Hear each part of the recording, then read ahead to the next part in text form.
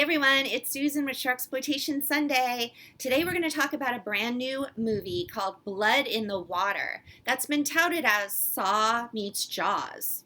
Does it live up to the hype? Well, we're going to get into it in just a second, but first I want to remind you to hit that like button and subscribe so we can keep this channel going, and thanks to all of you who have supported me so far. This 2022 release, directed by Dominic Nutter, opens with a guy who's chained up to a very steamy indoor pool.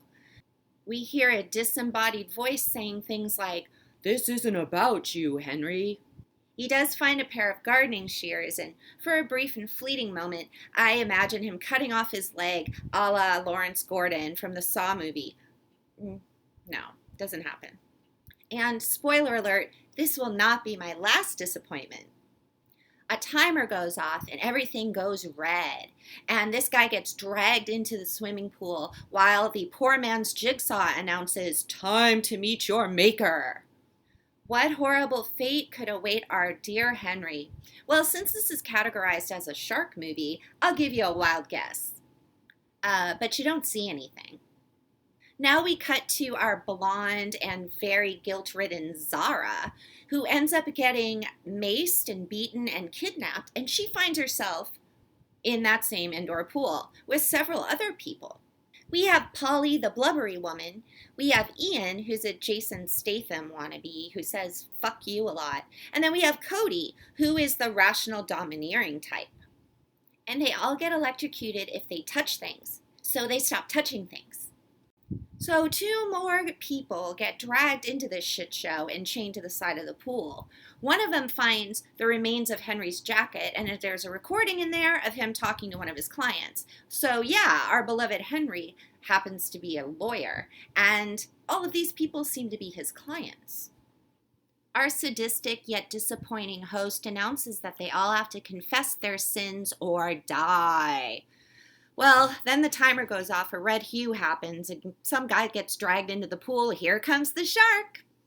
Let's stop here for a moment. Listen, I'm not even going to get into the whole great white in a swimming pool shit. Just no. But we are expected to believe that this robust shark comes out of this witty bitty hole in the pool. Real footage of great whites, albeit in a scarlet hue, are mixed in with the fake shark, but you actually don't ever get to see any attacks. Also, there is no blood or chunks of human debris floating around in the swimming pool, so I call bullshit. Honestly, this is the least of this movie's problems. We get to see flashbacks of these people's past sins that they've committed. For example, Polly killed one of her elderly dementia patients with her pain medicine, and Ian sold a really shitty lemon car to a couple and ended up killing the wife and crippling the husband. These stories come out as the movie drags, and I mean drags on.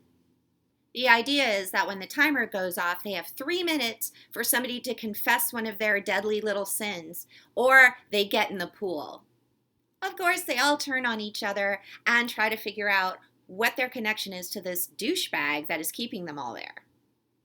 The 2 main characters seem to be Zara and Cody, who we find out is a cop. And Zara's transgression was that she lost her baby. She went to steal her neighbor's baby. The neighbor trips down the stairs and dies, and she just leaves her there. Oh, and she let her husband take the fall for all of this. Damn, Zara. Oh, and Cody, yeah, he shot some drug dealer. Here's how this movie gets super confusing, you guys. They're trying to explain how all these stories fit together, but they fail spectacularly. None of this makes sense. The climax involves a final battle between Cody and Zara, and then someone walks in right at the end and launches into the expected and very tropey "sharks are the ultimate killing machine" speech. This character is apparently behind all the fuckery, yet it still makes 0 fucking sense. So my verdict is skip this one, folks. Do something more enjoyable like getting a root canal or studying calculus.